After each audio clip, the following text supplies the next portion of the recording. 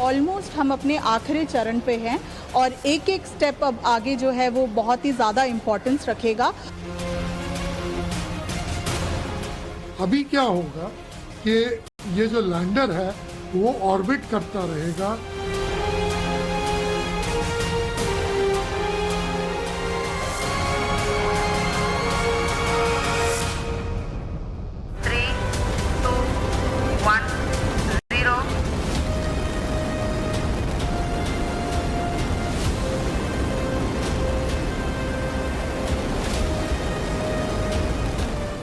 हिंदुस्तान का एक मिशन जिस पर दुनिया की निगाहें हैं, भारत के वैज्ञानिकों का तप जो अब सिद्ध होने ही वाला है और हर भारतीय का अभिमान चंद्रयान अब अपने लक्ष्य के करीब पहुंचने की दिशा में आगे बढ़ चला है। चंद्रयान 3 ने एक और अहम कदम चांद की तरफ बढ़ा दिया है और यह कदम लैंडर विक्रम के चांद की सतह पर उतरने की दिशा में एक बेहद महत्वपूर्ण है। मतलब ये कि चांद और चंद्रयान 3 के लैंडर की दूरी अब दिन ब दिन और कम होती जाएगी। अगर तकनीकी भाषा में कहें तो प्रोपल्शन मॉड्यूल से लैंडर विक्रम अलग हो चुका है। विक्रम लैंडर अकेले ही चांद की तरफ निकल चुका है। प्रोपल्शन मॉड्यूल से विक्रम लैंडर के अलग होने की प्रक्रिया 17 अगस्त को यानी गुरुवार को पूरी हुई थी और शुक्रवार को शाम करीब 3:50 पर डी बूस्टिंग ऑपरेशन शुरू हुआ, जिसमें विक्रम लैंडर की गति और चंद्रमा से दूरी को कम किया जाएगा। अब जरा समझिए कि डी बूस्टिंग की यह प्रक्रिया कितनी अहम है चंद्रयान 3 के चांद मिशन को लेकर। प्रोपल्शन मॉड्यूल जो है विक्रम लैंडर को जो है कैरी कर चंद्रमा के आखिरी कक्षा तक लेकर आया है। अब आगे का जो सफर है, आखिरी 100 किलोमीटर का कुछ दायरा है जो वो हमारा विक्रम लैंडर तय करेगा। और अब ये 5 से 6 दिन का जो समय है, इसमें अपनी स्पीड को कम करना, अपने आप को सीधा करना, क्योंकि अभी तक ये ट्रैवल कर रहा था स्पेस पे। जाहिर है चंद्रयान 3 की डी बूस्टिंग वाली प्रक्रिया जितनी अहम है उतनी ही जटिल और निर्णायक भी, क्योंकि इसके बाद हर दिन विक्रम लैंडर की कोशिश अपनी गति को धीमा करने की होगी ताकि चंद्रमा की सतह पर जब वो उतरे तो लैंडिंग सॉफ्ट हो।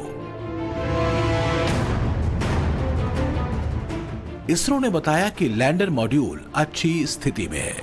विक्रम लैंडर ने डी बूस्टिंग ऑपरेशन परफेक्टली पूरा किया है, जिससे इसकी कक्षा 113 इंटू 157 किलोमीटर तक कम हो गई है। दूसरा डी बूस्टिंग ऑपरेशन 20 अगस्त को होगा। अब सवाल यह है कि प्रोपल्शन मॉड्यूल से अलग होने के बाद विक्रम लैंडर क्या करेगा। अभी क्या होगा कि ये जो लैंडर है वो ऑर्बिट करता रहेगा चंद्रमा के आसपास एक सर्कुलर ऑर्बिट पे। अभी 153 इंटू 1763 किलोमीटर्स का है जो सर्कुलर ही है। बाद में ये 100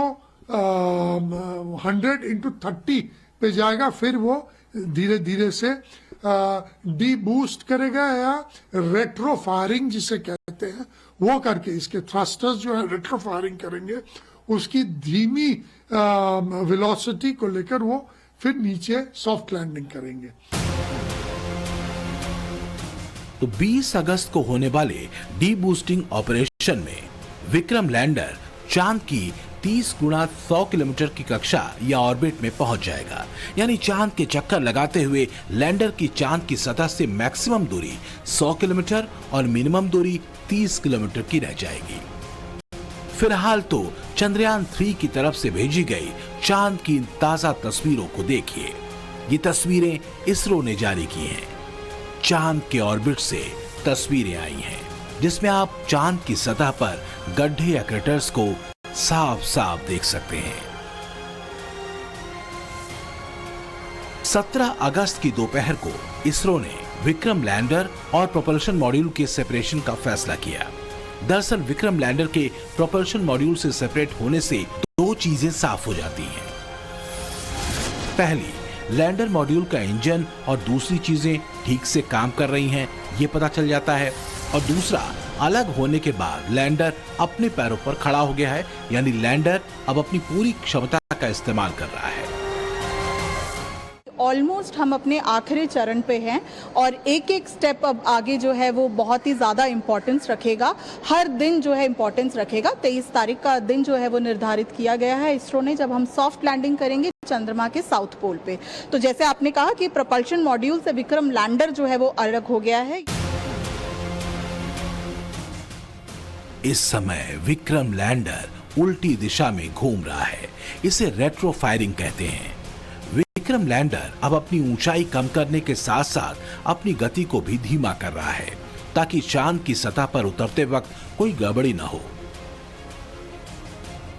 17 अगस्त यानी गुरुवार को लैंडर के प्रोपल्शन मॉड्यूल से सेपरेशन के समय उसकी दूरी चंद्रमा की सतह से कैसे कम होती गई, ये देखिए।